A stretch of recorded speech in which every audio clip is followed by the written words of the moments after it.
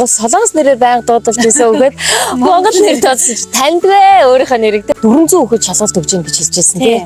Хийж чадаагүй да маш их шатлаа.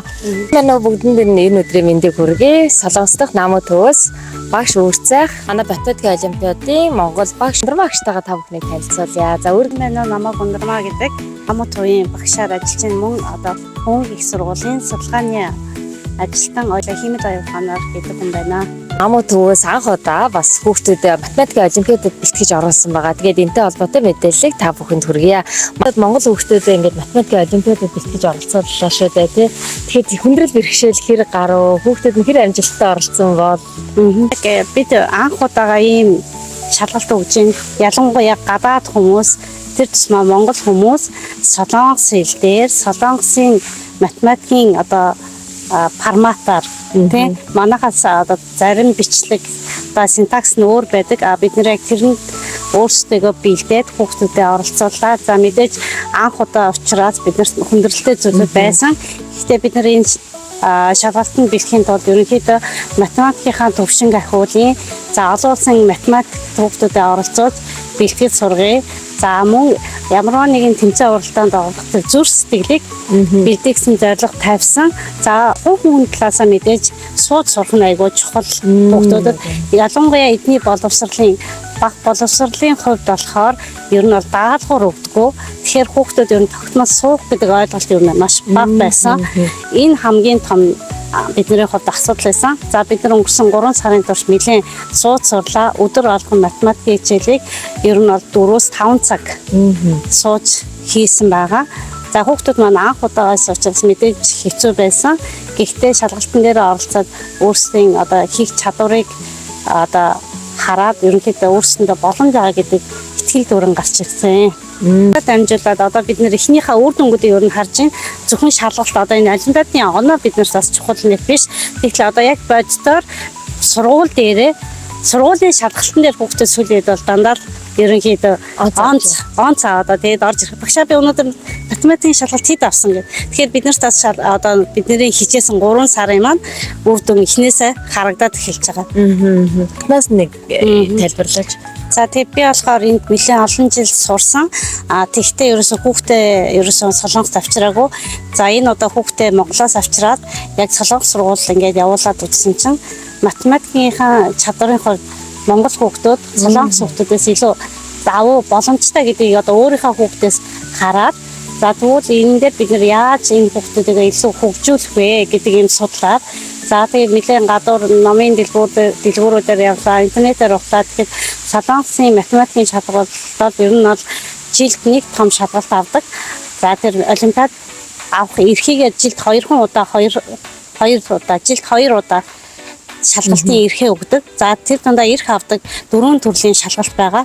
Тэр 4 төрлийн шалгалтаас бид нэр ерөнхийдөө монгол хүүхдүүдийн онцлогт тохируулаад тэр шалгалтаа сонгоод яг бид нар 3 сарын турш яг тэр шалгалтанд зориулсан ном, за номоос гадна нэмэлт одоо бодлогоо яаж бодох вэ? Бидний бодлого одоо бодоход туслах тэр онлайн номнуудыг бас илүү сайн судалсан. За тийм үндсээр ерөнхийдөө бид нар монгол хүүхдүүд гадаадад за ятангай солонгос сурсан энэ солонгос хэлээрээ олимпиадад авах боломж байгаа гэж үдсэн үднээс бид нар бэлтгэж оруулсан. Энэ олимпиадын бэлтгэлийг хангахын тулд яг ямар одоо тактиктай явуулсан бэ тий?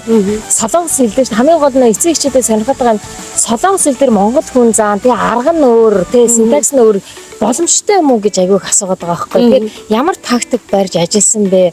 Ер нь бусад бас олон хотуудад байгаа хүүхдүүд ч гэсэн шалгалтанд орох боломжтой байлаа шүү дээ тий. Тэгэхээр ингийн тулд хүүхдүүдэд яаж бэлтгэх ёстой вэ? Бэлтгэл талаас нь тий.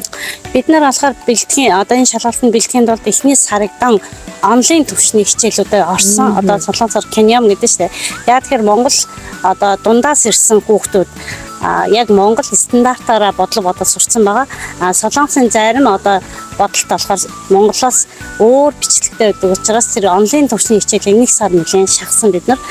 За 2 дугаар сард нь болохоор тэр онлайн тулгуурсан за бидний өдөр тутмын хэрэглээнд ашигладаг бодлого за дараагийнх нь левел ап тэгээ жоохон хүндрүүлсэн. За дараагийнх нь сард нь болохоор яг олимпиадад ирдэг бодлогод ялангуяа өгүүлбэртэй бодлогыг илүү орсон. Яг тэгэхээр Солонгосын математикийн номыг харах юм бол өгүүлбэртэй бодлого аягүй цөөхөн байд юм лээ. Зөвхөн сургууль дээр зааж байгаа боловсролын ном. Гэтэл олимпиад маань өөрөө тэр чигээрээ өгүүлбэртэй бодлого гэдэг. Жишээ нь хоёр дахь хооронд нь нэмэх үйлчлэгийг үгээр илэрхийлдэг. За тийм болохоор хүүхдүүд 1 2 дугаар анги, за 3 дугаар ангийн хүүхдүүд маань зүгээр өгүүлбэртэй тоо биш зөвхөн энгийн тоо бодож идэл тэр тоог нь өгүүлбэрээр илэрхийлээд ирэхээр тэрийг ойлгох чадвар нь бас тодорхой хэмжээний багасаад ирдэм байлээ. Нэмэх үүдлээс нь ч тэрийг үгээр илэрхийлж орж ирдэг. Тэмдгээрээ биш. Тэгэхээр энд илүү хүүхдүүдийг бэлтгэсэн. Тэгэхээр энийг илүү хөгжүүлэхийн тулд бид нэр хөвчлэн сүүлийн сарын турш дан өгүүлбэртэй болгон дээр ажилласан. Наамууд төвдөө ойрхон биш байгаа. Яг одоо таны сургуульд нь ингээд хамрагдах боломжгүй байгаа хүүхдүүдийн хувьд яг энэ шалгалтыг одоо бэлдээд оролцох юм боломжтой юу?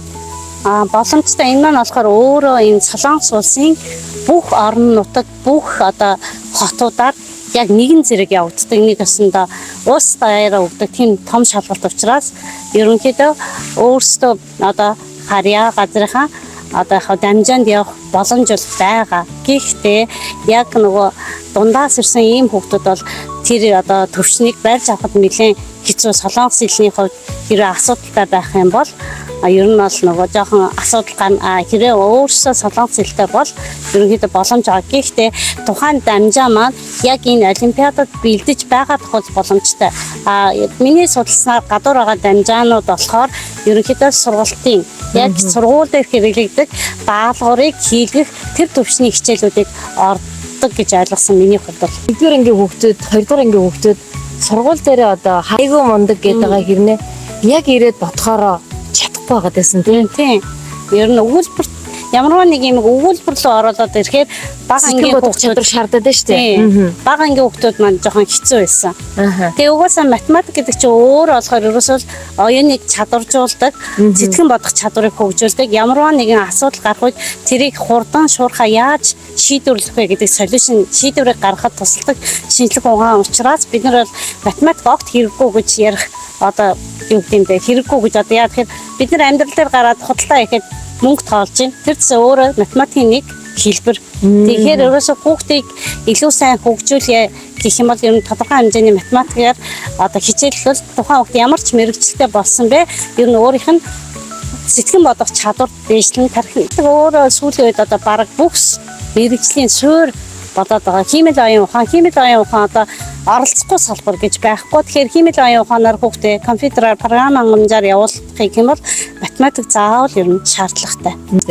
Хүн болго математикч болох албагүй. Тэгэхээр хүүхэд болго математиктай сайн байх албагүй гэдэг.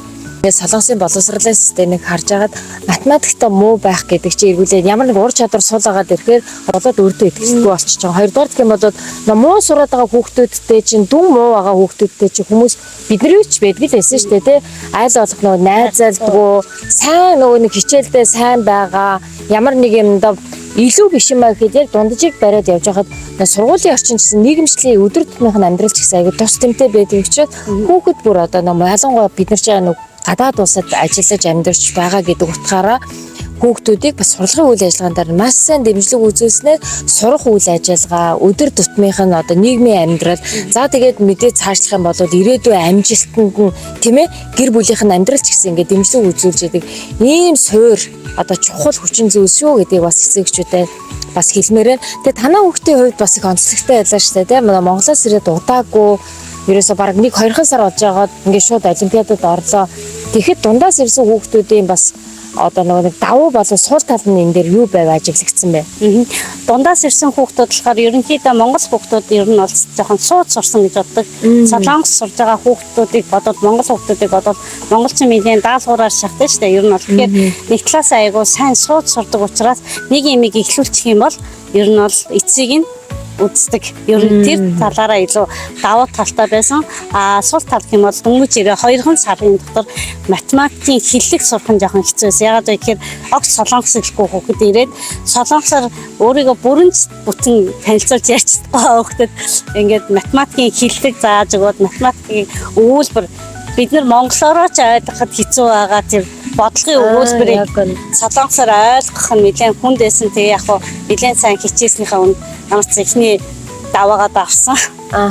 Одоо ингээд зарим эцэг эхчүүд үзээд ингэж бодож иж магадгүй те хүүхдэд заавал ингэж их стресс өгөх хэрэгтэй юм уу гэх. Тэгэхээр хүүхдүүдэд ямар сургалтын явцад нь ингэж хүүхдүүдэд жоохон ачаалал өгөх зүг байдаг юм уу? Яаж ерөнхийдөө сургалтын үйл ажиллагааг дэмжиж өгөх эцэг эхнэр оролцоотой байвал чухал байдаг. Ээжийнхээ хувьас бас сургагч багшийнхаа хувьас. Ингэдэг 1% авьяас 99% хичээл зүтгэл гэдэг үгэнд ер нь бол итгэдэг. Хүн авьяасаа одоо тордохгүй бол тэгэл дуусдаг тий. Тэгэхээр 1% ингээ боломж байгааг бид нар эцэг их багш сургууль хүмүүжил аль талаасаа ингээ дэмжиж өгөх юм бол ерөнхийдөө юунд ч хүрэх боломжтой гэж үздэг. Тэг ямарваа нэг юмыг бүр огцом ингээд шууд өгөх биш. Тогтмол тэр нь амар чухал. Өдөр бүрийн хичээл зүтгэл чухал. Тэр өдөр бүрийн хичээл нь заавал олон цагаар байх шаардлагагүй. Өдөрт нэг 2 цаг. Хүний 24 цагийн 2 цагийг нэг юм зарцуулахад ууг нь бол нэг асуудал бол биш аахгүй юу. Тэгэхээр ямар нэгэн зүйлийг хүүхдийг ирээдүйд ямар нэг юм дуртай, хайртай, хичээл зүтгэлтэй болгохыг бол багаас нь л багаар ингээд сууд сургах ямар нэгэн юм одоо гол юм нь юу гэхэд зоригтой болгож байгаа аахгүй юу. Зоригтой тэр би ингэх юм бол ингэн би энийг өнөөдөр хийх юм бол миний ирээдүйд энэ зүйл маш сайнаар надад эргэж ирнэ гэдгийг амар сайн ойлгуулах нь бас амар чухал. Тэгэхээр Монгол хүүхдүүдтэй харьцуулахад энэ дагаа хүүхдүүд ер нь бол нөгөө даалгавар өгөхгүйгээс болоод жоохон чөлөөтэй байгаа адил нэг талаасаа бас нөгөө өөрийгөө илүү хөгжүүлэх тий зоригтой болоход бас муугар нөлөөлдөг ч юм уу гэж бодож байгаа. Тэгэхээр бол амар стресс өгөхгүйсэн өдөр бүрийн тогтмол энэ хичээл зүтгэлийг хийх өөрсдөөс нь тэр энержиг гаргах нь чухал гэж үздэг. Тэгэхээр нэгний боловсролын системийг харах юм бол одоо 6 тий баг сургууль бол зүгээр хайчин зин хутлаа огцсон дунд ангиас нэглээд маш их даалгавар их өгнө.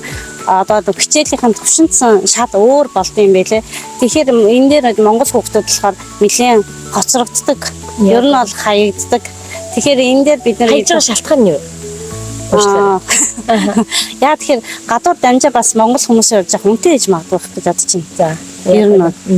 Яа тэгэхээр нөгөө ямар багшаар ямар газар заалах нь тэр чинийгээрээ үнэн өсөө явдаг учраас. Жишээ Солонгос багш нарын хань шиг та мэдэх үү? Солонгос багш эхэлж байгаа цагийн хөлсөхэд 20,000 воноос эхэлдэг. Эхэлж байгаа багш. Тэгээд туршлагатай багш нар гэх юм бол тэд чинийгээрээ нэмэгдээ явдаг. Цаг нь 20,000 вон. Дөнгөж эхэлж байгаа хүмүүс. Тэгээд ингээ явахаар багш тийм. Тэгээд дээшлээ явахаар бас нөгөө газар нутгийн байршил бас нөлөөлөд байна. Тэгээд дамжаанд явхад. Тэгэхээр өөрөөсөө Монгол хүүхдүүдээс Солонгос хүүхдүүд илүү давууга болоод байгаа гол шалтгаан нь бид нар өдөр болгон сургалтын төвд явж байна. Өдөр болгон чанартай газар руу очиж сурж байгаа. Түүнээс яг потенциалын хувьд сэтгэн бодох чадвараараа манай хүүхдүүд илүү гэж боддог ер нь бол. Тэгэхээр манай дамжаан дээр өнөөдөр гэхэд 400 хүүхэд шалгалт өгч гин гэж хэлжсэн тий 400 хүүхэд. Тэгэхэд манай Монголын одоо нөгөө нэг 10 хүүхэд шалгалтанд орж байгаа шүү дээ. 10 хүүхэд. Тэгэхээр нэг дамжаан дээр л 400 хүүхэд орж байхад бүр уус таяар хичнээн хүүхэд орж байгаа байхгүй тий. Тэгээд энүүгээр нөгөө нэг эргүүлээд хүүхдүүдийг өрсөлдөөнч болголоо, юмд заавал ингэж дайрууллаа гэхээсээ илүүтэй хүүхдүүд өөрсдөө ер нь төвчнийг хаана явж байна? Одоо хаана яаж засч эхлэх үү? Юугээ сайжруулах уу? Юуг нь орхигдуулсан байна гэдгээ мэдэх тэр боломжтой үндэсний хэмжээний олимпиадын нэгдүгээр шатны тэ шалгаруулалт гэж ойлгож болж байгаа. Тэгээ манайх ч гэсэн 10 хүүхдээ сайсан. Тэгээ энэ 10 хүүхдээс маань хамгийн чухал нь бид нар энэ удаад болол хүүхдүүдтэй заавал нэгдүгээр байр эзэлд өндөр оноо авах биш. Зүгээр л энэ удаагийн зорилго бид нар зөвхөн хүүхдүүдэд оролцуулж үзье. Энэ шалгалт өөрөө ямар явагддаг юм бэ? Бид нар ч гэсэн энэс маш их сурсан тий багш нарын хувьд маш их суралцсан.